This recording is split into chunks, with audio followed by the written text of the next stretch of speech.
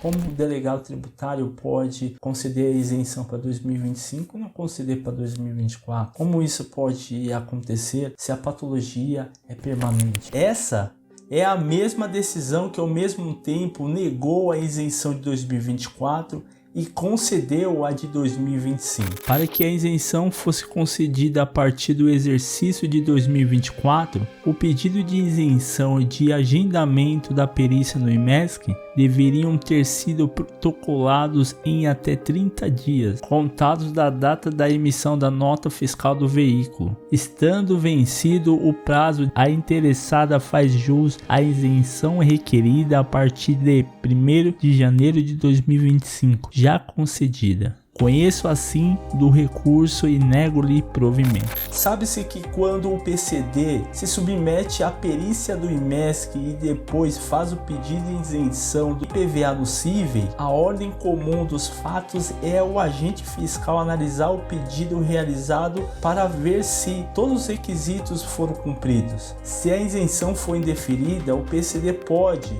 apresentar o recurso. Caso o recurso seja apresentado e consequentemente ele seja totalmente concedido ou totalmente indeferido, não existe problema nenhum. O negócio começa a ficar complicado quando o delegado tributário entende que em certo momento a isenção pode ser negada, certo momento seja concedida e ainda quando se trata da mesma patologia definitiva. Porque o fisco está fazendo isso?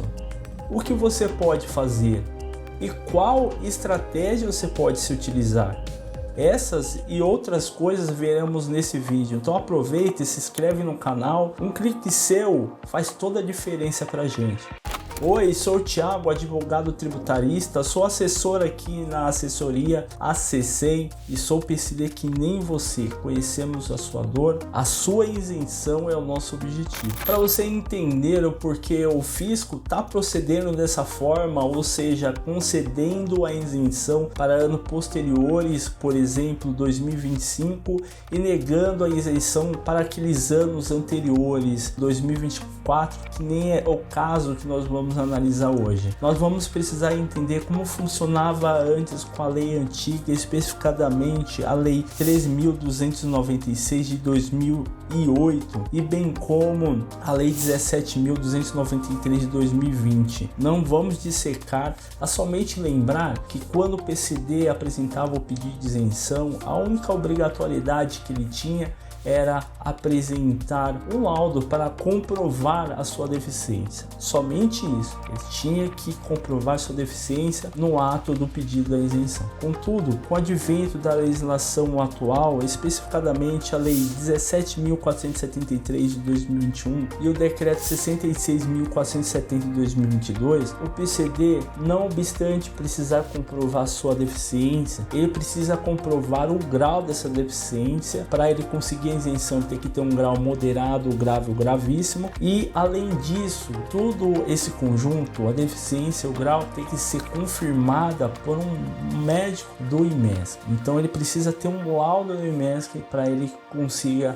pedir a isenção. Não somente isso, tem outros requisitos, por exemplo, apresentar o pedido dentro do prazo, tem várias coisas que você quiser entender melhor, eu te aconselho a assistir esse vídeo aqui que nós ensinamos passo a passo. Para que existisse a transição da lei antiga para a lei nova, o governo apresentou um sistema chamado recadastramento. E para que esse recadastramento fosse feito, o PCD precisava fazer, obviamente, um cadastro, consequentemente passar no laudo do IMESC e aguardar a análise do seu pedido. E muitos PCDs passaram aí com seus débitos de PVA suspensos em aberto na Cefaz durante mais de um ano. No caso, o PCD ele não foi ao IMESC para fazer uma perícia. Isso ensejou a falta de cumprimento de uns requisitos que nós falamos acima, que era o laudo do IMESC. Então, o PCD não foi no IMESC no prazo determinado. Só quando aconteceu o indeferimento, ele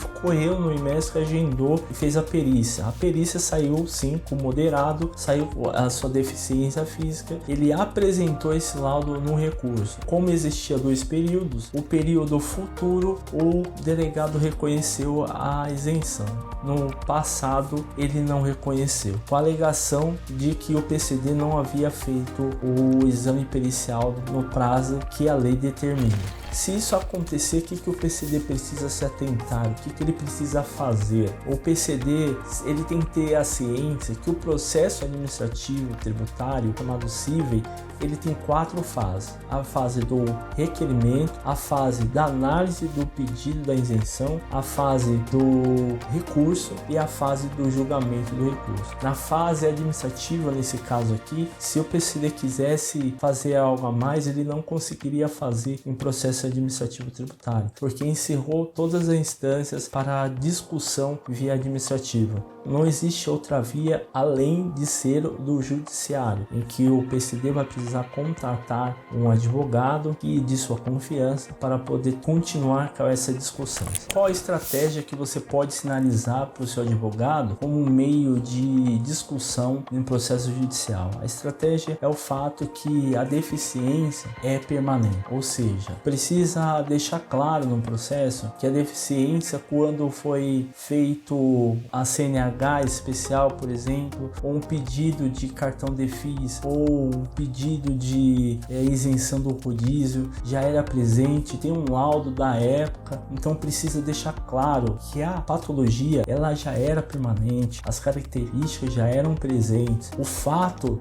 da deficiência ser permanente não é alterado se é feito um laudo do IMESC ou não. Precisa demonstrar a permanência antes do laudo do IMESC e depois, consequentemente, só para ratificar, você vai usar o próprio laudo, ou seu advogado, melhor dizendo, vai usar o próprio laudo, o que foi escrito pelo médico do perito, do IMESC, sobre a deficiência. Assim, você vai usar a seguinte indagação: como o delegado tributário pode conceder a isenção para 2025 e não conceder para 2024? Como isso pode acontecer se a patologia é permanente? A administração pública tem que se atentar que é o princípio da razoabilidade, o princípio da eficiência. Que eficiência é essa que pode ser resolvida num processo administrativo e que precisa haver mais gastos pela administração pública? Gastos com os advogados, custos processuais, o tempo que vai se demandar, juros que vão ser contabilizados,